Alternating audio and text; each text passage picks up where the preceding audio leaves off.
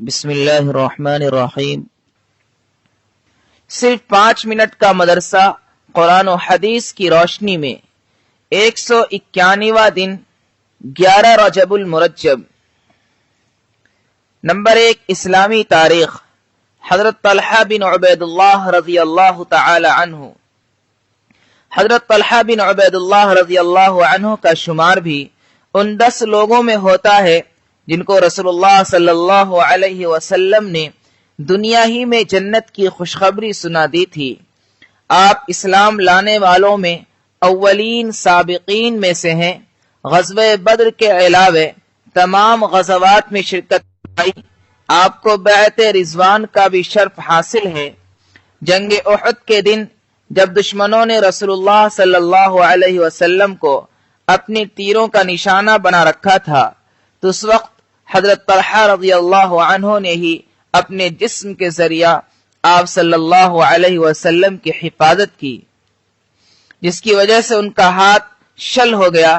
ایک مرتبہ رسول اللہ صلی اللہ علیہ وسلم نے فرمایا، جو شخص زمین پر چلنے والے کسی شہید کو دیکھ کر خوشی حاصل کرنا چاہے تو وہ طلحہ بن عبید اللہ کی زیارت کر لے۔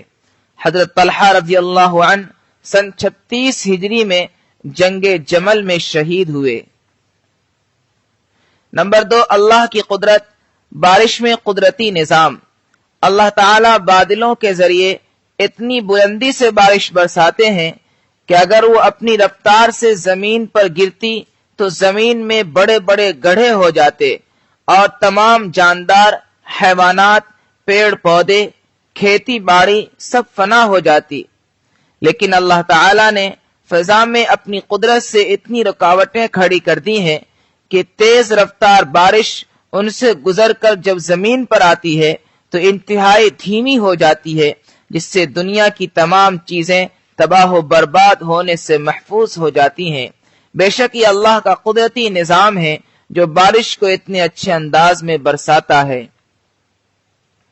نمبر 3، ایک فرض کے بارے میں، بیوی کی وراثت میں شوہر کا حصہ۔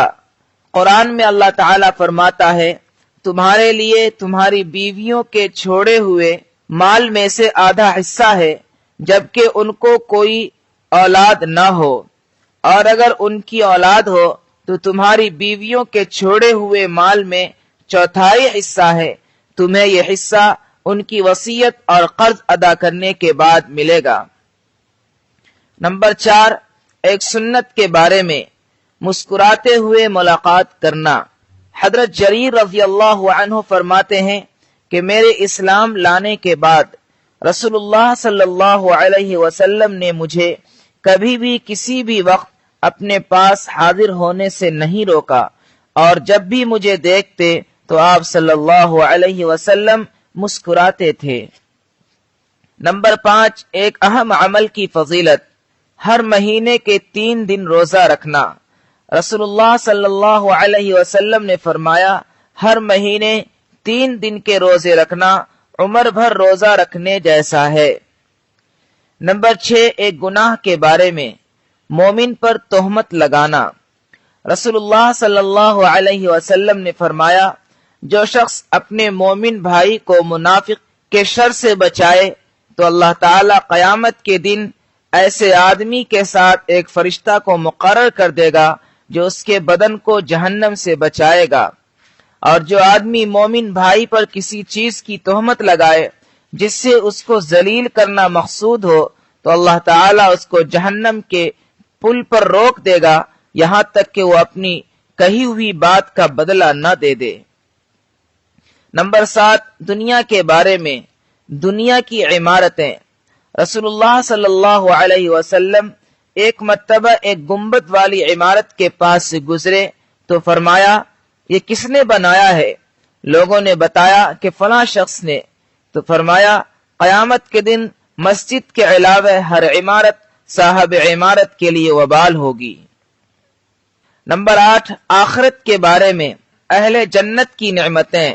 قرآن میں اللہ تعالیٰ فرماتا ہے، قرآن پر عمل کرنے والوں کے لیے ہمیشہ رہنے والے باغات ہیں جن میں یہ لوگ داخل ہوں گے، وہاں ان کو سونے کے کنگن اور موتی پہنائے جائیں گے، वहां उनका लिबास रेशमी होगा। नंबर 9, तिब्ब नबवी से इलाज, बीमारी से बचने की तदबीरें। रसूलुल्लाह सल्लल्लाहु अलैहि वसल्लम ने फरमाया, बर्तनों को ढांक दिया करो और मशकीज़े का मुंह बांध दिया करो, क्योंकि साल में एक ऐसी रात आती है जिसमें वबा उतरती है, बस जिस बर्तन या मशकीज़े का मुंह खुला रहता है वो उसमें उतर जाती है। नंबर 10, कुरान की नसीहत। कुरान में अल्लाह ताला फरमाता है, तुम औरतों को उनके महर खुश दिली से अदा कर दिया करो। हाँ, अगर वो औरतें अपनी खुशी से उस महर में से कुछ तुम्हारे लिए छोड़ दें तो उसको लजीज और खुशगवार समझकर खा लिया करो।